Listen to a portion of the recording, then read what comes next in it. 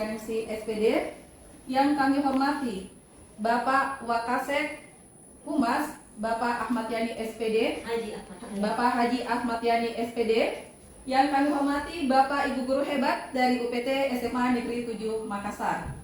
Izinkan kami di sini sebagai CGP Angkatan 11 Kota Makassar, kami akan melaksanakan diseminasi budaya positif, kunci sukses dalam membangun karakter siswa yang unggul. Alhamdulillahirabbil alamin, wassalatu wassalamu ala asrofil anbiya'i wal mursalin wa ala alihi wa ashabihi ajmain, amma ba'd. Asyhadu an la ilaha illallah wa asyhadu anna Muhammadan abduhu wa rasuluh. Allahumma shalli ala sayyidina Muhammad wa ala ali sayyidina Muhammad.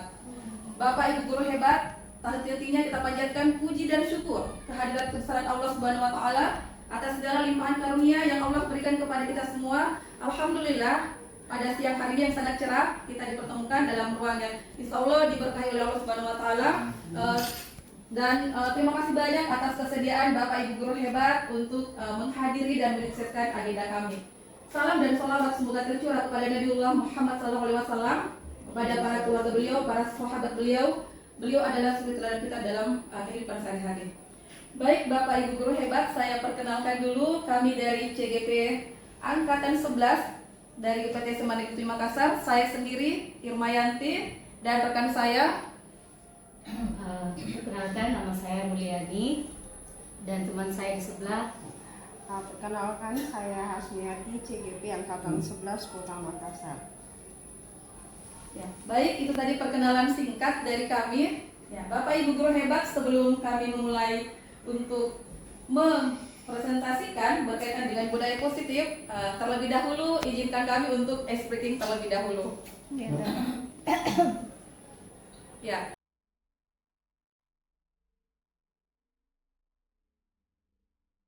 Di sini ada gambar. Ya, sudah dilihat gambarnya seperti apa? Bapak Ibu guru hebat silakan untuk menghitung ada berapa hewan yang tersembunyi dalam gambar ini. Selanjutnya saya pindah ke Ibu Sakina. Ada 10 tadi yang dilihat ya Bu Sakina ya, bisa bantu disebutkan. Ada 10 ya, silahkan ya Bu Sakina. Gajah tentunya, ular, nyamuk, kura-kura, ikan kecil, ikan paus, kemudian saya lihat di situ ada cacing. Iya, kita tepuk tangan ya untuk Ibu Magdalena dan Ibu Sakina. Terima kasih banyak atas jawabannya. Jadi Bapak Ibu, jumlah hewan yang tersembunyi di sini sebanyak 13. Ya, luar biasa yang kita mendekati. Bisa diperlihatkan? Ya, ada buaya, ada ular. Ada ular. Ya, jadi ada tikus, ada kucing, anjing, kemudian ada kuda. Ini gambar udang Bapak Ibu. Ini udang, kemudian ini buaya, ini lumba-lumba, ikan, kura-kura, ular. Ini ada kepala burung di sini. Jadi jumlahnya ada 13 ya, Masya Allah yang sudah mendekati. Bapak Ibu guru hebat, dari gambar ini kemudian ini menuntut kita sebagai para guru untuk lebih fokus untuk memandang berbagai persoalan. Nah, ini juga nanti kita akan menyampaikan persepsi kita seperti apa kita menciptakan budaya positif yang ada di sekolah. Ya, baiklah. Tema kita pada hari ini adalah budaya positif adalah kunci sukses untuk membangun karakter siswa yang unggul. Sebagaimana kita ketahui bahwa sekolah itu merupakan tempat siswa untuk menuntut ilmu, tempat siswa untuk belajar, tempat mereka untuk mengembangkan diri baik secara akademik maupun non akademik. Nah, di sini tentu siswa membutuhkan suasana yang nyaman, aman, mereka diterima di sekolah, mereka dihargai oleh guru-guru dan juga oleh rekan-rekannya. Nah, budaya yang positif itu akan menciptakan hubungan yang harmonis antar warga sekolah. Nah, disinilah pentingnya peran guru dalam mewujudkan budaya positif. Dalam hal ini, guru harus memiliki kemampuan dalam mewujudkan budaya positif di sekolah.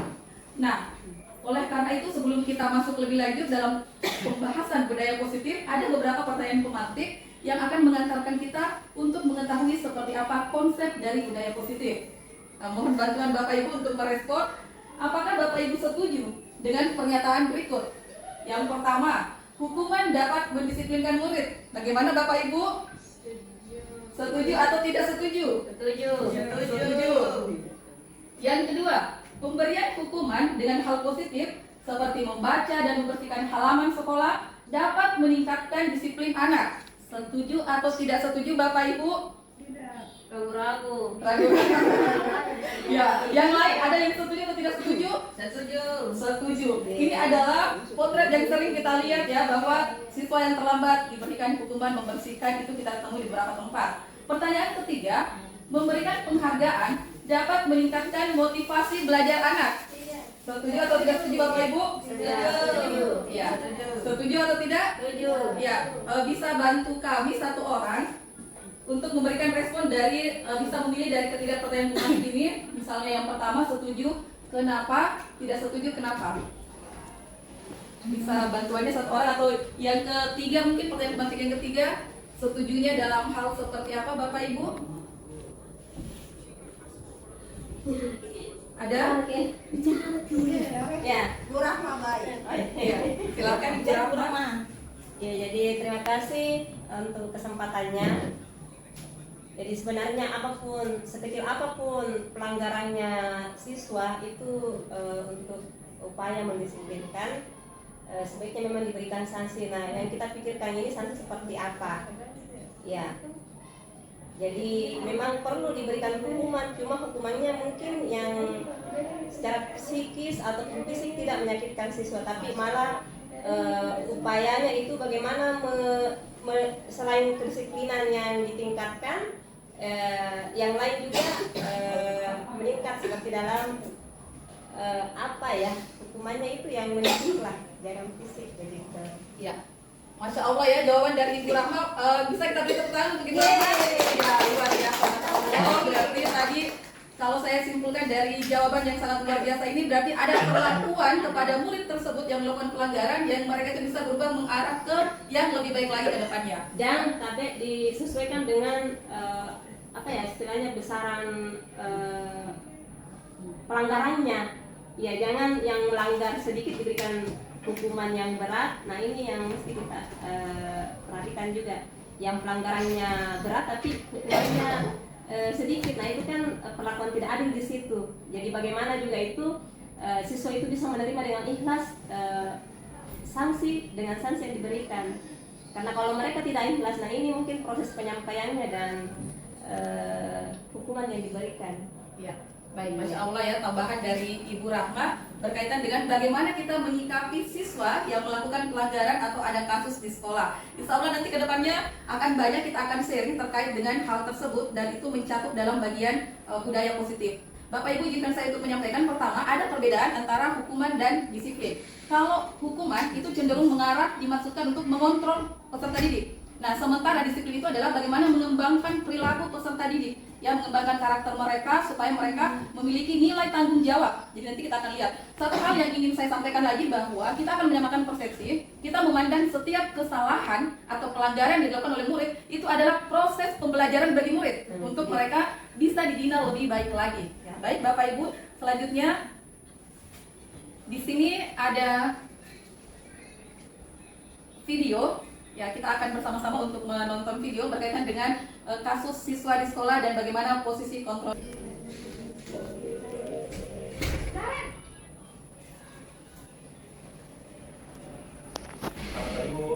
Naren, kamu kenapa terlambat lagi, nak? Ya Tuhan, Naren, kamu senang ya bikin ibu susah ya? Kalau kamu terlambat lagi, nanti ibu yang ditegur bapak kepala sekolah, nak. Disangka ibu tidak bisa membina kamu. Duh, gimana ini? Maaf Bu, Duh, Gusti Naren, kamu suka ya kalau ibu ditegur bapak kepala sekolah? Terus, sekarang ibu harus tulis apa ini di buku absen? Ini kamu sudah sering terlambat loh. Ibu harus apa coba? maaf Bu, maaf. Cenderung lembut, namun kata-kata yang diutarakan membuat murid merasa menjadi orang yang gagal, memandang ini dirinya sendiri, merasa tidak berharga, dan tidak sanggup membahagiakan orang lain. Ketika guru mengambil posisi pembuat rasa bersalah, murid akan menganggap dirinya yang bersalah, dan ia akan menyimpan emosi negatif tersebut di dalam dirinya. Hebat, saya lanjutkan. Ada lagi di sini kita akan mempelajari sebenarnya bagaimana kita untuk menciptakan disiplin positif. Jadi hal mendasar yang harus juga itu adalah berkaitan dengan paradigma. Apakah disiplin positif itu memang menjadi sebuah kepatuhan semata atau ada proses yang kemudian itu bisa kita lakukan untuk menuju kepada penerapan disiplin positif. Jadi di sini ada kegiatan kepalan tangan, bisa kita membayangkan bersama, ada A dan B, bisa Bapak atau Ibu Guru dan juga teman Bapak dan Ibu Guru. Kita bisa membayangkan, sobeklah secari kertas kecil, tuliskan benda atau sesuatu yang sangat berharga untuk Bapak Ibu. Nah, kemudian letakkan di salah satu tangan Anda, tangan Bapak Ibu, dan genggam benda atau sesuatu tersebut dengan segala daya, sekuat-kuatnya. Buatlah sebuah kepalan Bapak Ibu. Nah, teman Anda, teman Bapak Ibu yang B tadi akan mencoba dengan sekuat tenaga juga. Tadi kita mempertahankan sekuat tenaga, teman kita berusaha untuk membuka sekuat tenaga sesuatu yang berharga yang sudah kita genggam dengan berbagai cara untuk meminta Bapak Ibu memberikan benda tersebut. Nah, teman kita bisa membujuk, mengancam, menghardik, merayu, menyuap, memberikan sogok atau apa saja agar dapat membuka kepalan tangan tersebut. Nah, dari yang bisa kita bayangkan, kira-kira apa yang terjadi, apa yang akan kita lakukan? Yang baik yang kemudian posisi A atau posisi B. Ya, bisa minta tolong Ibu Hikmah dulu dengan Ibu Hasna, bisa coba Ibu Hikmah menggenggam tangannya. Ya, coba coba Ibu Hikmah bisa dengan Ibu Muli. Ya, bisa bisa minta tolong Ibu Hikmah ke depan sini. Ayo, ya, gantian ya, silakan Ibu Hikmah. Ibu Muli sebagai A. Berarti menggenggam sesuatu yang berharga bagi Ibu Muli. Kita sebagai posisi B, bagaimana perlakuannya terhadap Ibu Muli ini untuk mencoba membuka kepalan tangannya? Silakan Ibu. Dua tangan saya. Bukan saya. Ibu Hikmah. Awas kok. Beli.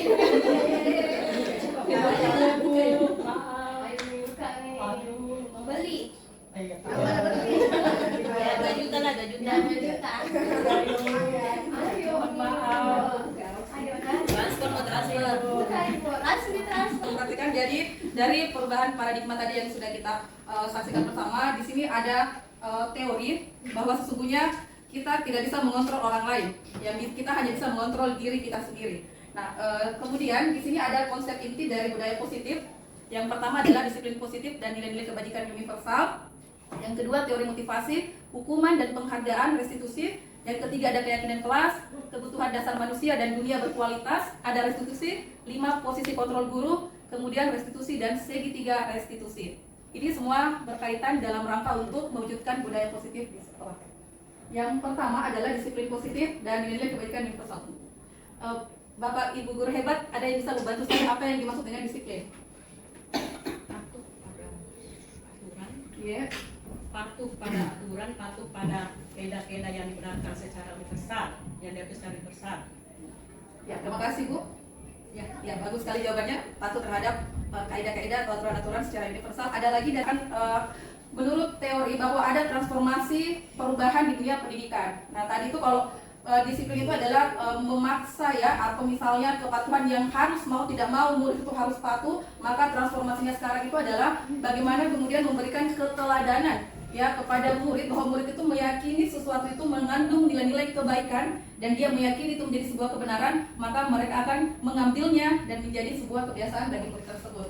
Dan di sini ada ilusi guru mengontrol murid. Nah, sama yang saya bahasakan tadi, ilusi guru mengontrol murid, bahwasanya kitalah yang kemudian bisa mengontrol diri kita sendiri. Kalaupun murid itu melakukan sesuatu, itu karena dia membiarkan dirinya untuk dipaksa oleh guru. Jadi dalam hal ini nanti ada kaitannya dengan ada tujuan dari setiap tindakan yang kita lakukan. Apakah tindakan tersebut itu kita sukai atau tidak kita sukai, semua ada tujuannya. Yang kedua, ilusi bahwa semua penguatan positif efektif dan bermanfaat. Di sini disebut ilusi penguatan positif, biasanya dia berupa bujukan-bujukan. Tapi ini juga kadang tidak bertahan lama. Kalau pengaruh bujukan itu hilang atau tidak merasa terpanggil, maka itu juga tidak melakukan disiplin. Yang ketiga, ilusi bahwa kritik dan membuat orang merasa bersalah dapat menguatkan karakter. Bapak Ibu Guru hebat, kalau di sini membuat orang merasa bersalah, ini mengarah kepada pembentukan identitas gagal kepada murid. Nah, mungkin di hadapan kita murid-murid itu akan manggut-manggut seperti itu, namun dalam benak mereka itu ada pemikiran-pemikiran bernalar negatif di pikiran mereka karena merasa bersalah tadi. Yang keempat, ilusi bahwa padahal paksaan itu tidak akan berlangsung dalam jangka waktu yang lama. Nah, di sini ada siapa sesungguhnya yang memiliki kontrol atas diri kita. Ada yang disebut dengan stimulus respon dan teori kontrol. Untuk stimulus respon, misalnya kita mencoba untuk mengubah orang agar berpandangan sama dengan kita. Kemudian perilaku buruk dilihat sebagai suatu kesalahan. Orang lain bisa mengontrol saya bisa mengontrol orang lain. Pemaksaan ada pada saat bujukan itu gagal. Jadi tadi kalau kita lihat bagaimana ya bujukannya gagal, bisa jadi mungkin dipaksa ketika menginginkan sesuatu. Kemudian model berpikir menang atau kalah. Nah, ini berbeda dengan teori kontrol. Dalam teori kontrol, kita berusaha untuk memahami pandangan orang lain tentang dunia. Semua perilaku memiliki tujuan. Hanya Anda yang bisa mengontrol diri Anda tidak bisa mengontrol orang lain. Kemudian di sini ada kolaborasi dan konsensus menciptakan pilihan-pilihan baru. Dan yang terakhir adalah model berpikirnya adalah menang-menang. Kemudian next. Ya, jadi ini Bapak Ibu pengertian disiplin. Disiplin positif itu fokus pengembangan disiplin diri dan motivasi internal bukan hukuman. Jadi yang kita harapkan adalah bagaimana terbentuknya nilai-nilai keyakinan dalam diri siswa sehingga ketika mereka melanggar, mereka merasa bahwa mereka melanggar nilai-nilai kebaikan. Nanti akan berkaitan dengan keyakinan kelas yang ada kesepakatan nanti akan dibahas lebih lanjut. Jadi tujuan pendidikan, anak-anak bertanggung jawab dan termotivasi secara intrinsik bertindak sesuai dengan nilai kebaikan universal. Kita tidak menginginkan murid itu Bapak Ibu guru yang hebat, mereka hanya berbuat kebaikan atau disiplin ketika ada yang melihatnya. Tapi bagaimana itu bisa bertahan dimanapun mereka berada, itu yang disebut dengan motivasi intrinsik. Nah, Ki Hajar Dewantara menyatakan bahwa disiplin itu untuk mengendalikan diri sendiri. Jadi bukan mengendalikan orang lain atau dikendalikan oleh orang lain. Disiplin di sini tujuannya adalah membantu murid untuk mandiri, bukan hanya patuh pada eksternal. Ya, selanjutnya ini ada nilai-nilai kebajikan universal, adalah sifat-sifat positif yang bersifat universal, melintasi bahasa, suku, bangsa, agama, dan latar belakang. Nah, untuk yang pertama yang terkandung dalam nilai-nilai kebajikan, tujuan perilaku, tadi setiap orang itu memiliki tujuan dari setiap perilaku yang dilakukannya. Kemudian yang kedua dibutuhkan adanya motivasi intrinsik, motivasi dari dalam diri. Dengan mengaitkan nilai kebajikan, motivasi intrinsik, seseorang akan terbangun menggerakkan dirinya untuk mencapai tujuan yang mulia. Nah, di sini nilai kebajikan itu kalau dalam sekolah, dalam lingkungan pendidikan yang diarahkan itu adalah bagaimana pembentukan profil pelajar Pancasila. Bapak Ibu guru hebat, masih ingat apa profil pelajar Pancasila? Jadi nilai kebajikan yang telah diterapkan di SMA Negeri 7 Makassar sebagai upaya untuk mewujudkan budaya positif di sekolah ada budaya pembiasaan 5S, sholat berjamaah, duhur dan asar, kemudian ada Jumat berbagi, Jumat berkah, literasi Al-Quran, kemudian ada zikir pagi ya, zikir pagi pada hari Jumat, dan masih banyak lagi seperti pengajian-pengajian dan juga perayaan hari-hari besar keagamaan. Nah, di sini ada teori motivasi. Kalau kita melakukan sesuatu, Bapak Ibu, kita punya motivasi ya? Ya. Pasti kita punya motivasi. Kami pernah membaca seperti pengantarnya. Apakah Bapak Ibu ketika tidak ada yang melihat, apakah tetap disiplin untuk datang ke sekolah? Ketika tidak ada aturan atau ketika tidak ada misalnya kepala sekolah yang mengontrol, apakah kita tetap tepat waktu datang ke sekolah atau seperti apa? Disinilah pentingnya kita mengetahui teori motivasi, hukuman, penghargaan, dan restitusi. Apakah yang kita harapkan adalah betul-betul itu sebuah motivasi dari dalam diri kita atau ingin mengharapkan penghargaan atau yang lainnya? Bisa kita lihat ada 3 alasan ya atau motivasi perilaku manusia. Yang pertama adalah untuk menghindari ketidaknyamanan atau hukuman. Nah, jadi seperti itu. Siswa kenapa terlambat? Karena disuruh sama guruku. Dicatat ke namaku kalau saya tidak terlambat. Kenapa di sholat? Karena diabsen sama wali kelasku. Nah, boleh jadi seperti itu. Yang kedua, untuk mendapatkan imbalan atau penghargaan dari orang lain. Anak-anak kalau bisa menjawab soal, saya kasih bintang ya. Nanti kalau misalnya nilai paling tinggi, ibu kasih hadiah. Nah, yang ketiga, untuk menjadi orang yang mereka inginkan dan menghargai diri sendiri dengan nilai-nilai yang mereka percaya. Bapak Ibu guru hebat, dari motivasi tadi, yang 2 itu adalah motivasi eksternal. Motivasi yang muncul dari luar diri kita. Yang ketiga itu adalah motivasi yang muncul dari kesadaran diri kita sendiri, yang disebut dengan motivasi internal. Disinilah tujuan disiplin positif. Dan kunci dari disiplin positif itu adalah keteladanan guru. Nah, itu karena menurut teorinya setiap tingkah laku guru itu ucapan mereka akan direkam dalam memori murid ya. Jadi entah kita itu melakukan hal apa itu akan terekam ya, mudah-mudahan yang terekam adalah semua hal-hal yang positif. Pengertian hukuman adalah tindakan yang diambil oleh guru untuk memberikan sanksi kepada murid yang melanggar peraturan. Bisa mungkin dijelaskan. Nah, kalau konsekuensi adalah tindakan yang sudah direncanakan dan disepakati oleh guru dan murid sebelumnya. Jadi sudah disepakati. Selanjutnya Bu, restitusi. Nah, perbedaan hukuman dan konsekuensi. Kalau hukuman itu sesuatu yang menyakitkan dan itu harus terjadi. Kemudian kalau konsekuensi sesuatu harus terjadi, tidak menyakitkan. Kalau hukuman membuat anak sakit secara fisik maupun hatinya, luar biasa, dia sudah sakit fisik, hati juga sakit, dan jangka waktu yang lama pula. Kalau konsekuensi membuat anak merasa tidak nyaman dan dalam jangka waktu yang pendek. Kalau hukuman, anak bisa membenci kedisiplinan, dia paksaan, kemudian mendorong anak untuk menyakiti diri sendiri. Kalau konsekuensi akan membentuk konsep diri yang baik, kemudian mendorong anak untuk menyesuaikan diri, dan anak akan menghargai disiplin. Ya, Bapak Ibu guru hebat, mari kita melihat kasus ini. Kira-kira ini termasuk hukuman atau konsekuensi? Bu Sakina bisa bantu saya membacakan, Bu Sakina? Iva kurang menguasai pelajaran matematika sehingga pada saat pelajaran tersebut berlangsung dia lebih banyak berdiam diri atau menggambar di buku pelajaran. Dimana guru matematika ini sebagai contoh cerita kasus Bapak Ibu. Kira-kira Bapak Ibu, apakah ini termasuk hukuman atau konsekuensi? Hukuman ya. Kenapa hukuman Bapak Ibu? Fisik dan perasaan. Iya, menyentuh fisik dan membuat saling malu lagi. Sudah malu, sudah gugup, dibuat malu ya. Baik Bapak Ibu, selanjutnya.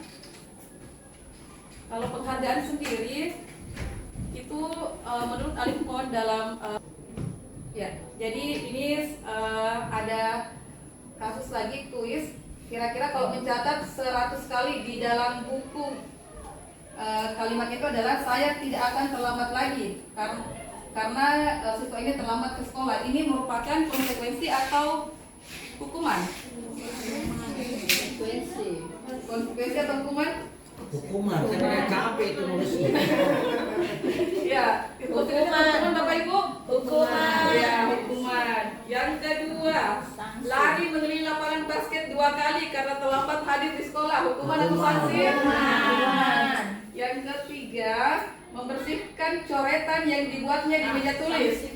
Konsekuensi. Konsekuensi atau hukuman? Konsekuensi. Konsekuensi. Baik, saya lanjutkan pemaparan dari teman saya tadi, Ibu Irma Yanti. Selanjutnya berkaitan dengan budaya positif. Selanjutnya itu adalah keyakinan kelas. Apakah Bapak Ibu hebat pernah mendengar apa itu keyakinan kelas? Pernah dengar kata sebelumnya keyakinan kelas? Pernah. Keyakinan kelas itu yang seperti apa, Bu Sakina? Iya.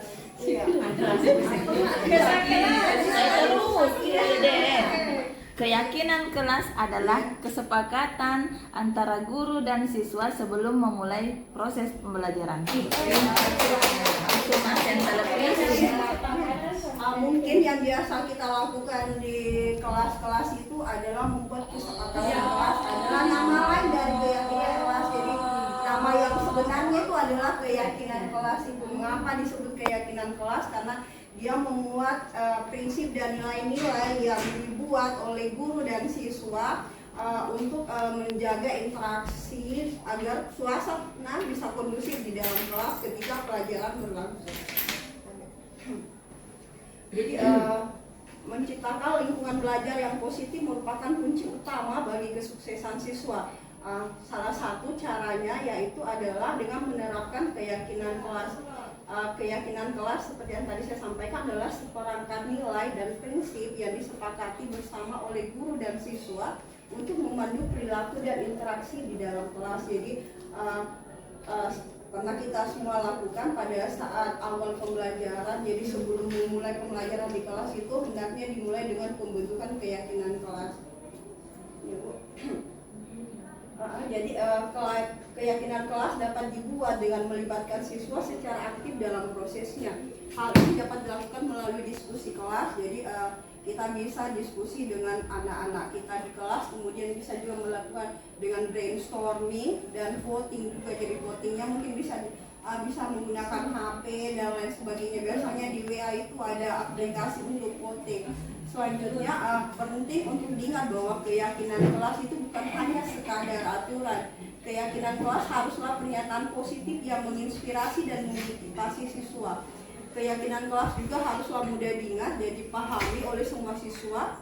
Dengan menerapkan keyakinan kelas, kita dapat menciptakan lingkungan belajar yang positif dan kondusif bagi semua siswa. Keyakinan kelas dapat membantu siswa untuk berkembang menjadi individu yang bertanggung jawab, disiplin, dan memiliki rasa hormat terhadap orang lain. Jadi keyakinan kelas yang dibuat itu nanti poin-poinnya itu mengarahkan agar siswa nanti memiliki sikap yang bertanggung jawab, disiplin, memiliki rasa hormat terhadap orang lain. Ini tadi berkaitan dengan penjabaran teman saya Ibu Mayanti tentang kebajikan universal. Jadi kebajikan universal itu adalah kebajikan atau nilai-nilai yang berlaku secara universal atau mendunia, melewati lintas budaya, agama, dan sebagainya. Nah, tentu sebelum membuat keyakinan kelas kita harus mengenali bagaimana prosedur atau langkah-langkah agar keyakinan kelas nanti yang diciptakan ini bisa efektif di kelas. Yang pertama, mempersilahkan warga sekolah atau murid-murid di kelas untuk bercurah pendapat tentang peraturan yang perlu disepakati di sekolah atau di kelas. Jadi biasanya kita boleh menanyakan kepada siswa peraturan apa yang harus pertama kita buat. Jadi peraturannya, jadi ada peraturan kelas, kemudian ada keyakinan kelas yang akan dijabarkan menjadi nilai-nilai yang berlaku secara universal. Jadi kalau peraturan di kelas itu biasanya hanya satu arah, hanya guru yang memberikan kepada siswa, tetapi kalau keyakinan kelas itu adalah dua arah antara siswa dan guru. Kemudian kedua, setelah itu kita harus mencatat semua masukan-masukan dari warga sekolah atau warga kelas dari curah pendapatnya. Jadi apa yang diinginkan dalam kelas, biasanya kalau saya itu apalagi keyakinan kelas yang pertama. Kemudian yang ketiga, susunlah keyakinan kelas dengan mengganti kalimat-kalimat dalam bentuk negatif menjadi positif. Contohnya, kalau kita peraturannya di kelas yang kita mau sepakati bersama, biasanya anak menyampaikan tidak boleh tidur di kelas. Nah itu adalah kalimat-kalimat yang bernada negatif. Seharusnya kalimat tersebut juga menjadi kalimat-kalimat positif. Contoh, menjabarkan menjadi yang sifatnya universal, yaitu menghargai orang lain dan berpartisipasi aktif dalam pembelajaran di kelas. Jadi seharusnya keyakinan kelas itu bernilai poin-poin positif seperti itu. Jadi tidak boleh menulis dilarang tidur di kelas, nggak boleh seperti itu. Jadi dia ada anunya ibu yang jadi keyakinan yang sifatnya nanti mendidik siswa seperti itu. Yang keempat ya, setelah itu kita harus meninjau kembali daftar curah pendapat yang sudah dicatat. Kemudian dari guru-guru lihat seperti ini. Kemudian keyakinan itu bersama-sama dengan siswa. Setelah keyakinan kelas dibuat, kita harusnya bersama-sama siswa menyetujui dan menandatanganinya. Mengapa? Karena nanti ini akan dibuat untuk siswa. Jadi ketika semuanya berpartisipasi dengan aktif, pernah membuka tanda tangan, kita nanti bisa menagih keyakinan kelas mana yang dilanggar dan sebagainya. Yang terakhir, keyakinan kelas setelah dibuat itu hendaknya dilekatkan di dinding kelas supaya udah terlihat oleh siswa. Nah, jadi contoh keyakinan kelas seperti ini. Jadi ada kelas rendah seperti keyakinan kelas 1 SD ini, keyakinan kelas 5, dan ada keyakinan kelas 7 untuk SMP. Jadi bisa Bapak Ibu hebat lihat. Jadi kalau ini setiap anggota kelas perlu belajar. Kalau keyakinan kelas 5 itu ini bahasanya disesuaikan, karena percuma juga bahasanya tingkat tinggi ketika anak-anak tidak mampu memahami dengan baik. Jadi tentu disesuaikan dengan kondisi umur dan pengetahuan siswa. Keyakinan kelas 7 tadi ini seperti yang kita sampaikan tadi, bahwa ada nilai-nilai universal yang akan dicapai. Contohnya tadi ada rasa hormat, kemudian bekerja, diterima, dan dimiliki seperti itu. Baik, selanjutnya Bu. Jadi, Untuk materi selanjutnya berkaitan dengan budaya positif ini adalah kebutuhan dasar manusia dan dunia berkualitas. Muncul di pemikiran Bapak Ibu, mengapa siswa bisa berperilaku menyimpang di sekolah, susah dinasihati, kemudian selalu berbuat hal-hal yang mengerus dada kita. Ternyata mereka karena mereka ini tidak memenuhi kebutuhan dasar yang ada pada dirinya dan mencoba mencari-cari jalan bagaimana cara agar kebutuhan dasar tersebut terpenuhi dengan cara-cara yang tidak lazim. Jadi ada 5 kebutuhan dasar manusia. Yang pertama itu kebutuhan untuk bertahan hidup atau survival, atau di sini adalah survival need. Jadi kebutuhan yang sifatnya menyangkut kelangsungan hidup kita, seperti dulu kalau mungkin pelajaran kita ada sandang, pangan, papan, kemudian yang lainnya itu adalah kesehatan. Jadi ini sifatnya adalah fisiologis atau fisik yang harus dipenuhi. Ketika hal-hal tersebut siswa tidak terpenuhi, tentu dia akan mengalami perilaku menyimpang di sekolah. Kemudian yang kedua, kasih sayang dan rasa diterima, love and belonging. Jadi di sini biasa kita lihat bahwa ternyata siswa yang kenapa dia bisa berperilaku menyimpang di sekolah karena dia dari rumah itu memang sudah ada hal-hal yang tidak sesuai dengan keinginannya. Mungkin mendengar orang tuanya berantem, kemudian di sekolah lagi dibully dan sebagainya. Jadi memang perlu mengetahui profil belajar anak-anak kita. Yang ketiga ada kebebasan atau freedom. Jadi ketika anak-anak kita terlalu dikekang, maka mereka akan menuntut kebebasan, melonjak dan sebagainya. Yang keempat adalah kesenangan atau fun. Ketika anak-anak kita tidak merasa nyaman atau senang berada di lingkungan sekolah, maka yakin dan percaya mereka akan berperilaku menyimpang. Kemudian yang kelima adalah penguasaan atau power di sini. Di sini adalah bagaimana siswa ini memenuhi kebutuhannya. Di antaranya itu adalah rasa ingin diterima, kemudian mewujudkan bakat dan sebagainya. Jadi ketika 5 kebutuhan dasar manusia ini tidak terpenuhi, anak-anak kita akan berperilaku menyimpang di sekolah. Selanjutnya adalah dunia berkualitas. Jadi dunia berkualitas ini adalah tempat khusus dalam pikiran kita menyimpan gambaran representasi dari semua yang Anda inginkan, berisi hal-hal terbaik yang membuat kita merasa bahagia dan terpenuhi kebutuhan dasarnya. Dr. William Glass menyebutnya seperti semacam album foto, sehingga isinya tidak akan terlalu banyak, hanya akan terdiri dari beberapa hal saja yang sangat signifikan dan benar-benar terbaik dalam hidup yang membuat hidup Anda menjadi lebih bermakna. Kebutuhan dasar bersifat lebih umum dan universal, sedangkan dunia berkualitas lebih personal. Tadi di sini disampaikan bahwa kita hanya memiliki gambaran terbatas. Jadi mungkin Bapak Ibu pernah kalau kita diminta menyebutkan, coba ingat pengalaman kita 10 tahun lalu waktu kita sekolah, apa bagian hal yang paling menyenangkan. Ketika kita ditanya tentu kita akan langsung mengingat hal-hal tersebut seperti ini yang diinginkan. Jadi dunia berkualitas itu adalah hal-hal baik yang kita ingat ketika kita sekolah dulu. Selanjutnya Dumoli, jadi murid juga tentu mempunyai gambaran dunia berkualitas mereka. Tentunya sebagai guru kita ingin mereka memasukkan hal-hal yang bermakna dan nilai-nilai kebajikan yang hakiki ke dalam dunia berkualitas mereka. Bila guru dapat membangun interaksi yang memberdayakan dan memerdekakan murid, maka murid akan meletakkan dirinya sendiri sebagai individu yang positif dalam dunia berkualitas karena mereka menghargai nilai-nilai kebajikan. Jadi mari Bapak Ibu menciptakan hal-hal positif di lingkungan sekolah sehingga anak-anak kita nanti akan mendengar hal-hal baik yang pernah kita berikan kepada mereka. Mari menjadi teladan bagaimana kita bersikap dan bertingkah laku di sekolah. Demikian untuk pemaparan tadi tentang 5 kebutuhan dasar, kemudian dunia berkualitas. Saya serahkan kepada teman saya Ibu Mulyani. Pertama kita Bustari.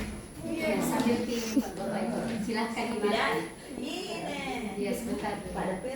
Oke, assalamualaikum warahmatullahi wabarakatuh. Waalaikumsalam warahmatullahi wabarakatuh. Sebelumnya mengucapkan terima kasih atas kesempatan yang diberikan kepada kami oleh Bapak Kepala Sekolah, oleh Bapak Ibu Wakasek dan Bapak Ibu guru hebat semua. Saya akan melanjutkan tadi.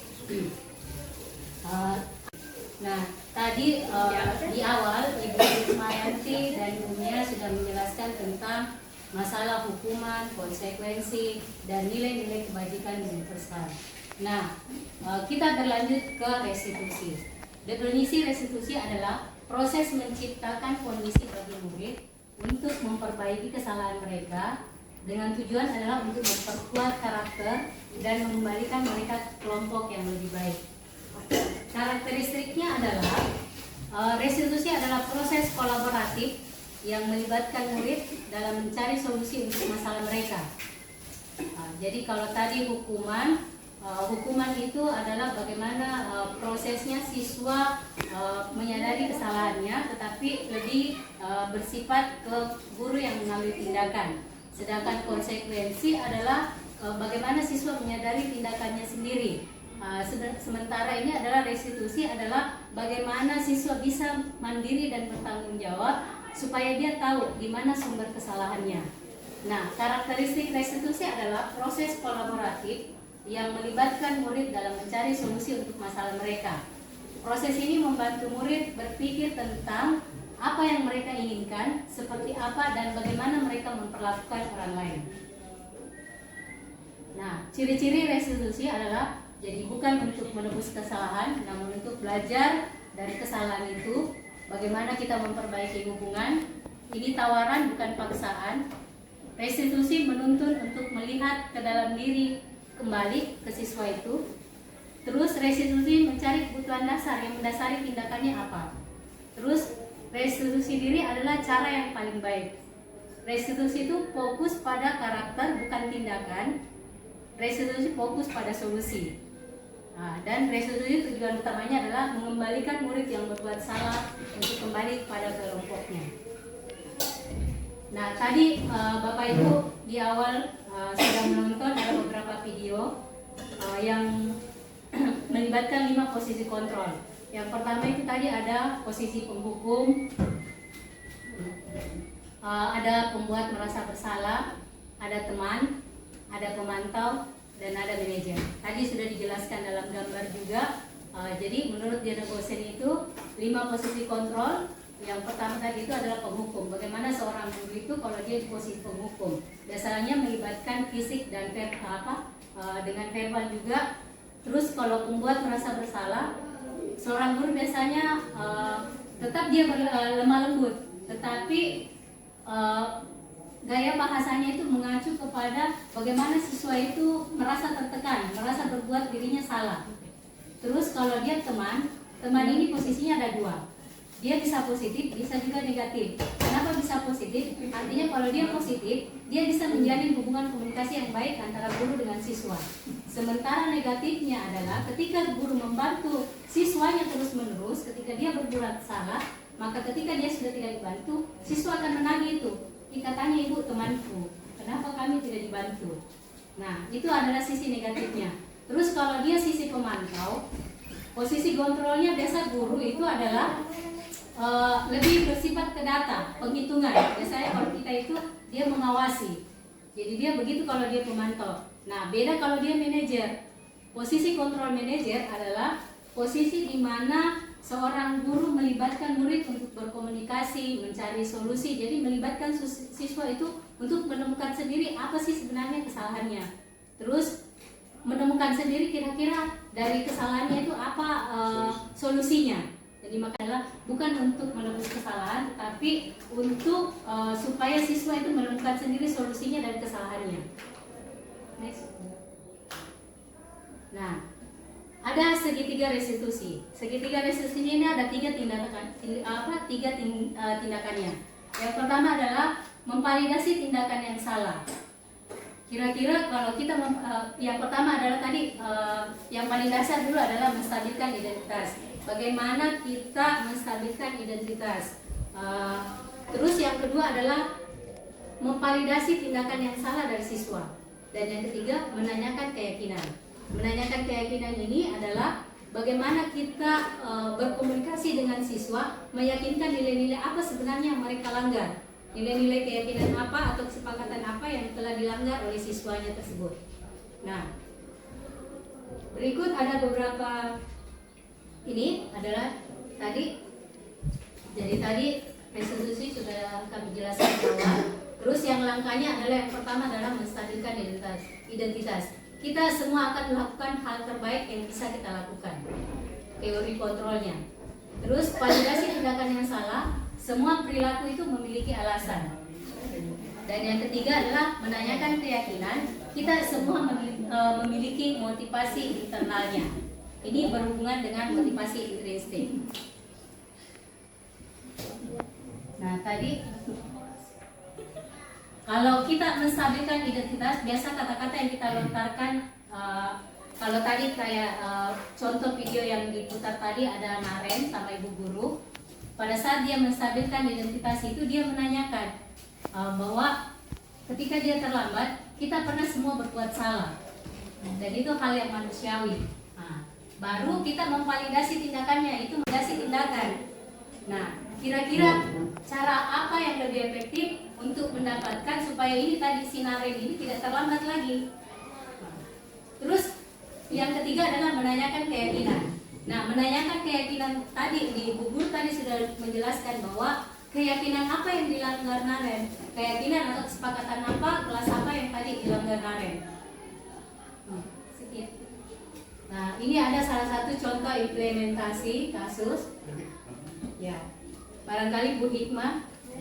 Ya, Bu Hikmah aja saya. Ya, nanti ya silakan dibaca Bu Hikmah. Tadi kan yang di awal sudah dijelaskan ada beberapa teori itu bagaimana nilai-nilai kebajikan universal dia dapat dikaitkan dengan proses restitusi. Kira-kira nilai-nilai kebajikan apa? Menanamkan Saling tanggung jawab, betul sekali Bu. Apa lagi? Saling menghargai. Pintar sekali Mama Murni. Oke, saling mensupport antara Dino dengan Anto atau mereka bukan jahit. aturan yang benar. Ya, jadi ada 3 nilai keyakinan tadi. Yang pertama adalah bagaimana dia saling menghargai atau menghormati orang lain. Terus yang kedua tenggang rasa. Ya, tenggang rasa sama teman. Terus yang ketiga adalah tadi betul yang disampaikan itu ada tanggung jawab. Bagaimana si Dino akan cerita Dino seperti apa? Ya, slide selanjutnya. Iya, betul. Nih. Iya, pantas enggak lah. Ya, jadi Ibu Surti balik bertanya kepada Anto hal apa yang bisa dilakukan setelah dia istilahnya memvalidasi. Iya, dia memvalidasi. Iya betul. Setelah dia menstabilkan, dia memvalidasi tindakan mana yang salah tadi. Iya. Terus, nah, iya betul sekali. Terus yang ketiga adalah apa tadi?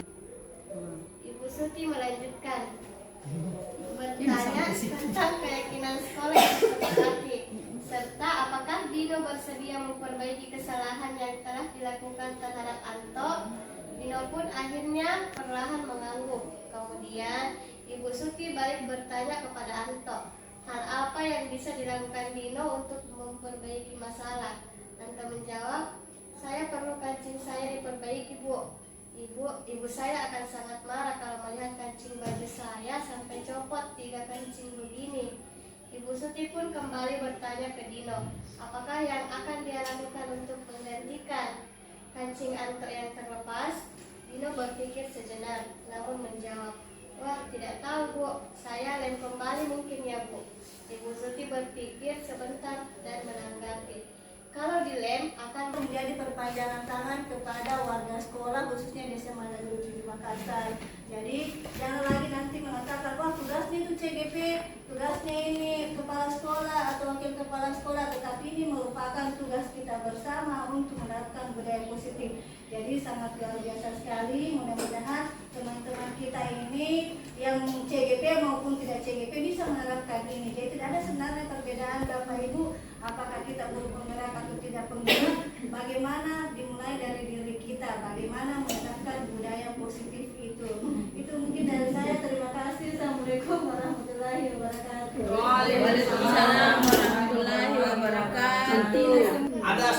suatu kesalahan kita harus mengakui bahwa kita melakukan anak-anak ini salah. Kita cenderung pada berapa tadi? 5 tingkat.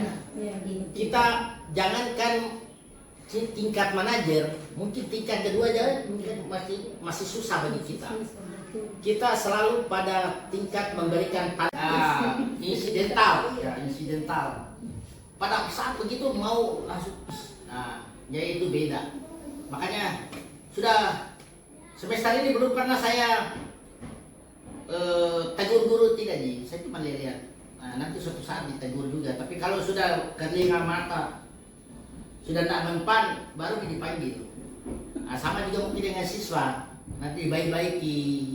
Kita usahakan dibaik-baiki. Mudah-mudahan nanti suatu saat itu mempan siswa begitu. Kita bisa mengantar siswa ini ke arah yang lebih baik. Sekolah yang sebelum sekolah ramah anak, kita usahakan jadi sekolah ramah anak. Sekolah ramah anak di Makassar itu SMA 20, SMA 3. Tapi saya tidak tahu penerapannya bagaimana. Tapi mereka dilabeli sekolah ramah anak. Ya, mudah-mudahan kita bisa melakukannya itu. Kita bukan pada 3 orang guru penggerak. Mereka hanyalah pemicu. Kita butuh pecutan. Ya, ada yang mengingatkan bahwa kita harus melakukan begini. Ya, besok lusa ya kita berusaha untuk ini. Dan nanti mungkin suatu saat diseminasi ini bukan hanya kita beberapa orang ini, ya nanti kita mungkin bawa ke ruangan yang lebih besar biar semua tahu apa yang harus kita lakukan. Mudah-mudahan kedepannya kita bisa lebih baik lagi, ya lebih bagus lagi. Ya ini saya sangat berterima kasih kepada 3 Sri Kandi ini bahwa mereka telah membawa kita pencerahan. Walaupun sebagian kita tahu bahwa ini kita melakukannya ini salah, ya. Tapi mereka telah membawa kita ke alam yang lebih bagus lagi, yang lebih baik lagi. Mudah-mudahan dengan adanya 3 orang, kita anggap saja pelopor dalam membangun karakter siswa yang unggul ini, mudah-mudahan kita bisa bersama-sama mengubah ya perlakuan kita kepada siswa di SMA 7 ini. Wabillahi taufiq wal hidayah. Wassalamualaikum warahmatullahi wabarakatuh. Waalaikumsalam warahmatullahi wabarakatuh. Baik, terima kasih banyak. Bentar. Pada saat begitu mau langsung, yaitu beda. Makanya sudah semester ini belum pernah saya tegur guru, tidak ji. Saya cuma lihat. Nanti suatu saat ditegur juga. Tapi kalau sudah kelinga mata, sudah tidak mempan, baru dipanggil. Sama juga mungkin dengan siswa, nanti dibaik-baiki. Kita usahakan dibaik-baiki. Mudah-mudahan nanti suatu saat itu mempan siswa begitu. Kita bisa mengantar siswa ini ke arah yang lebih baik. Sekolah yang sebelum sekolah ramah anak, kita usahakan jadi sekolah ramah anak. Sekolah ramah anak di Makassar itu SMA 20, SMA 3. Tapi saya tidak tahu penerapannya bagaimana. Tapi mereka dilabeli sekolah ramah anak. Ya, mudah-mudahan kita bisa melakukannya itu. Kita bukan pada 3 orang guru penggerak. Mereka hanyalah pemicu. Kita butuh pecutan. Ya, ada yang mengingatkan bahwa kita harus melakukan begini. Ya, besok lusa ya kita berusaha untuk ini. Dan nanti mungkin suatu saat diseminasi ini bukan hanya kita beberapa orang ini, ya nanti kita mungkin bawa ke ruangan yang lebih besar biar semua tahu apa yang harus kita lakukan. Mudah-mudahan kedepannya kita bisa lebih baik lagi, ya lebih bagus lagi. Ya ini saya sangat berterima kasih kepada 3 Sri Kandi ini bahwa mereka telah membawa kita pencerahan. Walaupun sebagian kita tahu bahwa ini kita melakukannya ini salah, ya. Tapi mereka telah membawa kita ke alam yang lebih bagus lagi, yang lebih baik lagi. Mudah-mudahan dengan adanya 3 orang, kita anggap saja pelopor dalam membangun karakter siswa yang unggul ini. Mudah-mudahan kita bisa bersama-sama mengubah ya perlakuan kita kepada siswa di SMA 7 ini.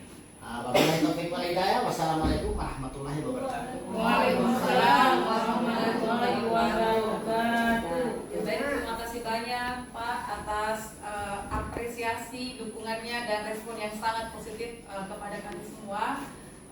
Baiklah ibu-ibu, bapak ibu guru hebat, dengan masukan dari bapak ibu guru hebat, terutama dukungan dari bapak kepala sekolah, kami akan cukupkan dulu untuk diseminasi kita pada hari ini, dan kita sudah mendiskusikan bersama, sharing bersama terkait dengan pentingnya budaya positif, bagaimana konsep budaya positif, bagaimana tahapan untuk menerapkan, dan tentunya membutuhkan peran penting dari guru untuk memberikan keteladanan untuk mewujudkan budaya positif. Baiklah, sekali lagi kami ucapkan terima kasih yang setinggi-tingginya kepada seluruh pihak yang sudah membantu kami menyukseskan acara ini, terus kepada Bapak pimpinan kami, Bapak Kepala UPT SMA Negeri Makassar, Ibu Wakasih Kurikulum, dan seluruh Bapak Ibu guru hebat.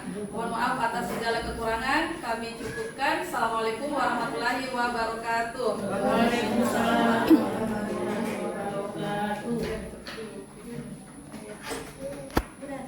Apa yang mau pulang? Kapan pulang? Tapi coba anak-anak dikasih kesenangan, disambut baik-baik, diantar belajar yang baik. Ya, dalam kelas diajari tidak dimarahi, tapi bukan hukuman, tapi diberikan konsekuensi ya, dengan berbagai cara. Karena biasa kalau mana Ibu Ina, nah Ibu Ina biasa tuh halus bicaranya sama anak-anak. Anak-anak, saya biasa belajar. Kapan saya bisa seperti Ibu Ina? Iya, seperti Pak Mustari bilang bahwa bukan hanya sebagian. Ini harus kita lakukan bersama-sama. Bahwa membangun karakter baru di SMA 7 itu harus kita melangkah bersama. Tidak bisa kepala sekolah saja. Ini saya kepala sekolah sudah pusing luar biasa dengan kebersihan. Ini lagi bukan hanya untuk ketertiban, ya, yang bukan juga kedisiplinan, bukan, tapi kita semua. Apalagi kemarin itu Ibu Ibu pengawas malah dia mendorong kita bukan hanya yang 6 orang itu yang menyalami siswa, bukan, siapapun semua. Kalau tambah banyak tambah bagus, karena kita me-welcome anak dan memberikan kesenangan anak datang pada sekolah. Coba saja kalau dia perumpamakan kemarin itu, kalau kita datang ke rumahnya orang, terus nomor itu ceritanya bahwa itu adalah hilang, tidak, cuma tertimbun.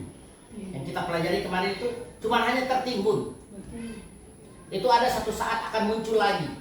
Ya, misalnya kemarin itu ada dosen itu ceritakan bahwa ketika bau parfum mantan pacar, ini sudah 15 tahun yang lalu, kayak bau itu, bukan bau kemenyan. Oh, bau mantan parfumku, mantan pacarku itu, dia akan terrekol lagi. Nah, begitu halnya dengan siswa dan pemimpin dengan penguasa. Kita akan coba itu. Ini kayaknya kita belum terlambat untuk melakukan ini. Walaupun di beberapa tempat, mungkin juga di Makassar, ada stratifikasi bahwa anak di Makassar itu tidak bisa dikasih begitu. Anak yang di sini tidak bisa dikasih begitu. Mungkin kalau kita mencoba memberikan dengan pujian, kasih sayang, mungkin pertama mungkin dipatokoai atau apa. Tapi mungkin kita berjalan, kita berusaha menahan diri, kita melakukan yang adil, seadil-adilnya. Kita harus, paling tidak kalau kita menanya, kenapa kita terlambat nak? Tidak langsung terlambat kok. Bersihkan itu. Bersihkan got. Ya, bersihkan itu selokan, toilet atau apa. Nah ini sebenarnya, tapi ada yang tadi saya dengar adalah satu intinya, bahwa apapun itu yang kita berikan itu terekam dalam memori anak. Yang mohon ia belajar rendah diri. Jika anak hidup dengan hinaan, ia belajar menyesali diri. Jika anak hidup dengan toleransi, ia belajar menahan diri. Jika anak hidup dengan dorongan, ia belajar percaya diri. Jika anak hidup dengan pujian, ia belajar menghargai. Jika anak hidup dengan diperlakukan adil, ia belajar keadilan. Jika anak hidup dengan rasa aman, ia belajar menaruh kepercayaan. Jika anak hidup dengan dukungan, ia belajar menyenangi dirinya. Dan jika anak hidup dengan kasih sayang dan persahabatan, ia belajar menemukan cinta dalam kehidupan.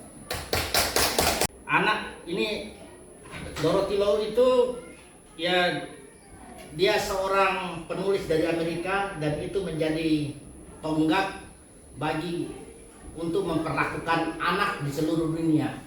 Kemarin saya sudah berbicara yang orang direktoran itu, insya Allah dia akan mengusahakan SMA 7 nanti masuk di sekolah ramah anak. Jadi saya sudah lagi bicara ya, karena kemarin itu kan banyak sekali kita begininya, dia tanya-tanya sampai ada logo apa itu sekolah sehat sampai itu semangat ya, biar tambah logonya lagi Pak, nanti logo sekolah ramah anak ya, nanti dia usahakan Ibu Fatimah itu. Nah, ini beberapa bait itu, jika anak hidup dengan celaan, dia akan belajar memaki. Jika anak hidup dengan permusuhan, ia belajar membenci. Tapi sebenarnya yang paling sakit itu yang kalau sakit secara fisik mungkin 2-3 hari akan sembuh.